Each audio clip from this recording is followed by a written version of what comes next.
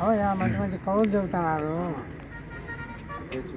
Madam గారు పుల్లంపేటలో నువ్వు చెప్పినావా? Head మాస్టర్గా పనిచేస్తారు. నువ్వు చెప్పినావా?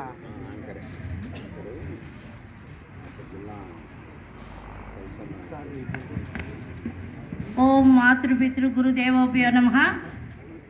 సభా సరస్వతికి నమస్కారం. ఈరోజు అల్లసాని పెద్దన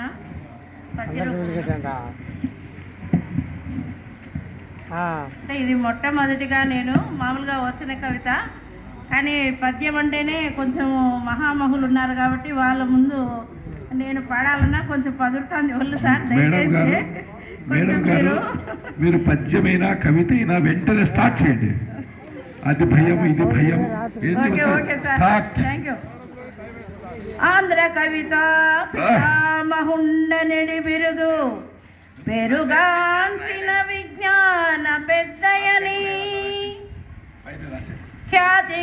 ఖ్యాతి పడిసిన పండిత కవివరేణ్య సాహతీ జగతినిలోన సార్వభౌమ అల్లసాని వారి అల్లిక జిగిబిగి సాహతీ ప్రపంచ సాక్షరాధికతను వెలుగు నింపినట్టి వినుల చరితు అష్టదిగ్గజముల అగ్రగణ్య మను చరిత్రను రాసి మలుపు త్రిప్పి తెలుగు సాహతీ సంపద సర్వగతుల ఆదర్శవంతమౌ అక్షరాకృతితోడ విధి విధానంబున వెలుగు కూర్చి తరతరాలకు దిశ దశలకు తేజమై పెద్దనామాత్యుడే పెన్నిదయ్యే గండ పెండేరంబు గణముగా వరించే కృష్ణరాయల చేత కీర్తినందే